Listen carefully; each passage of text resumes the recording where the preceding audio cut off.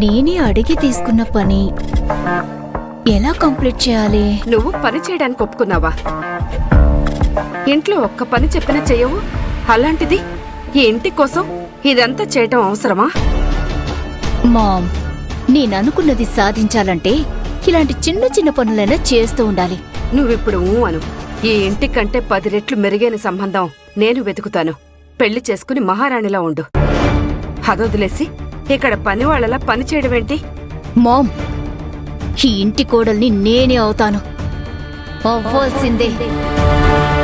నువ్వు హెల్ప్ చేయలేదంటే ఊరుకో. నేనేం చేయాలో నేనే చేసుకుంటాను. ఇప్పుడేంటి, నేను నీతో కలిసి మంటపం రెడీ చేయాలా? మామ్, నేనేమైనా మేనేజర్ కూతున్నా? వాళ్ళిచ్చే ఆర్డర్స్ ఫాలో అవుతూ పని చేయడానికి? మరి పనెందుకు ఒప్పుకున్నావు? ఇప్పుడెలా పూర్తి చేస్తావు? నేనెవర్ని? విరాజ్ని పెళ్లి చేసుకోబోయే అమ్మాయిని. ఈ ఇంటికి ఒక రకంగా బాస్ లాంటిదాన్ని. నేను చిటికేస్తే ఇలా పని అయిపోవాలి. అయితే ఏ నాగు, మొదలైంది రోబోట్ల గోల. పుస్తకం చదివినట్లు పనులన్నీ చదువుద్ది. మనం ఉన్న పనులే కాక ఇప్పుడు ఈ పనులు కూడా చేయాలి. ఏంటి అక్కడే గొనుగుతూ నిలబడ్డావు? ఇక్కడికి రా.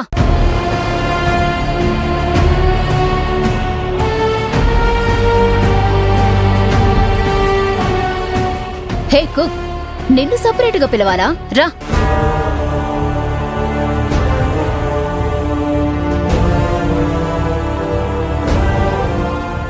చెప్పండి మేడం, ఏంటి విషయం? మీకు 10 నిమిషాల టైం ఇస్తాను. ఇక్కడ పూజకు మండపం రెడీ అవ్వాలి.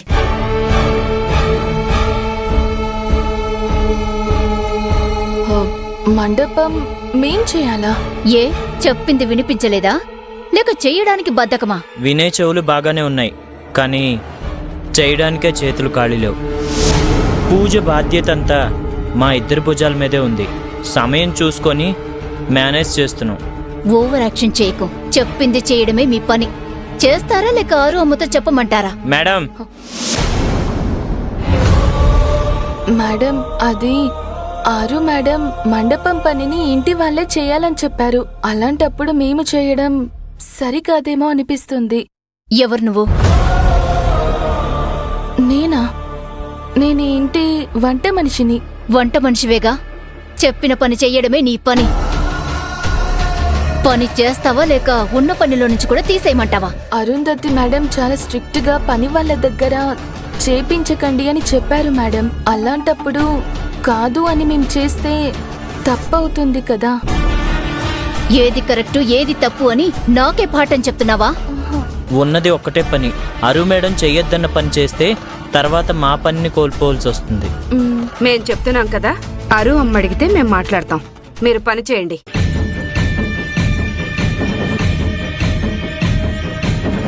చెప్పింది విన్నారు కదా, పని మొదలు పెట్టండి.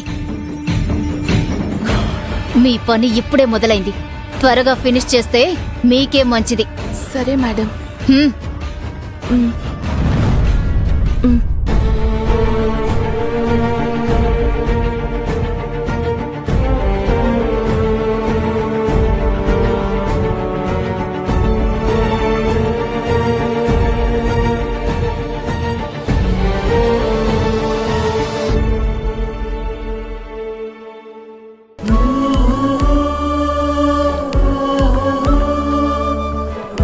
ఇవి మన వంశపారంపర్యంగా వస్తున్న నగలు. తీసుకెళ్లి దేవుడికి అలంకారం చేయి. ఇంటి కోడలు ఈ పని చేయడం మన ఇంటి సాంప్రదాయం. అత్తయ్య, మంటపం చేయమని మీనాక్షికి చెప్పినందుకు మీకు బాధగా అనిపించిందా?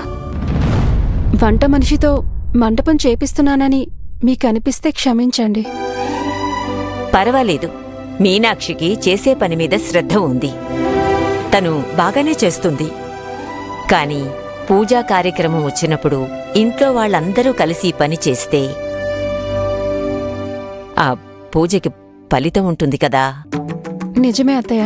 అమ్మా, పూజారి గారు అరగంటలో వచ్చేస్తామన్నారు. ఆ తర్వాత పూజ మొదలు పెడతాం. అవును, విరాజ్ రెడీ అయ్యాడా? అయ్యాడత్తయ్య.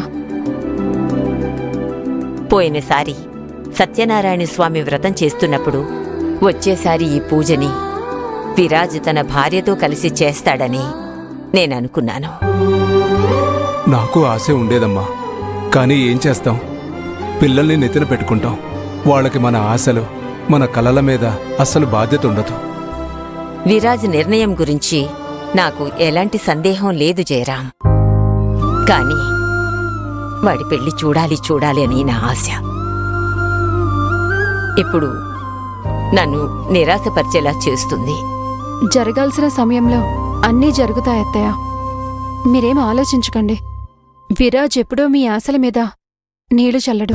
విరాజ్ మీద నమ్మకం నాకు కూడా ఉంది వైజయంతి. వాడు నా మనవడు. ఆ నమ్మకాన్ని వాడు నిలబెట్టుకుంటే నాకు కూడా సంతోషమే. ఈ పూజ వల్ల ఈ ఇంట్లో త్వరగా ఏదైనా శుభకార్యం జరిగితే చాలు. ఎంత మంచి మాట చెప్పావు జయరాం. అన్నీ సవ్యంగా జరుగుంటే ఈరోజు పూజలో ఈ ఇంట్లో కొత్త కోడలే అంతా తిరుగుతూ పనులన్నీ చేసుండేది.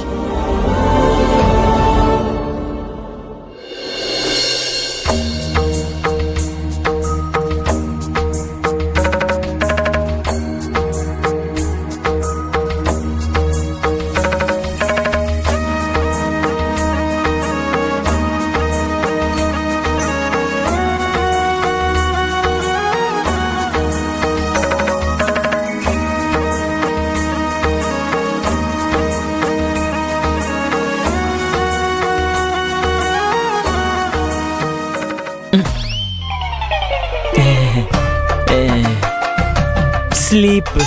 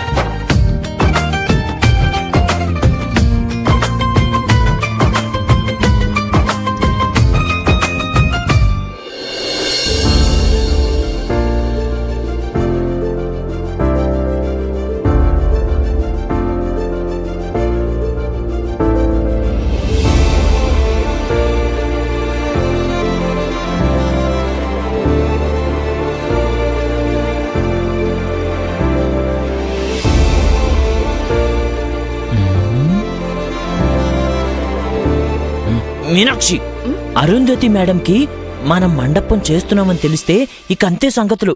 అన్నా, మనం చెయ్యకపోతే ఇప్పుడు అనవసరంగా గొడవ జరుగుతుంది.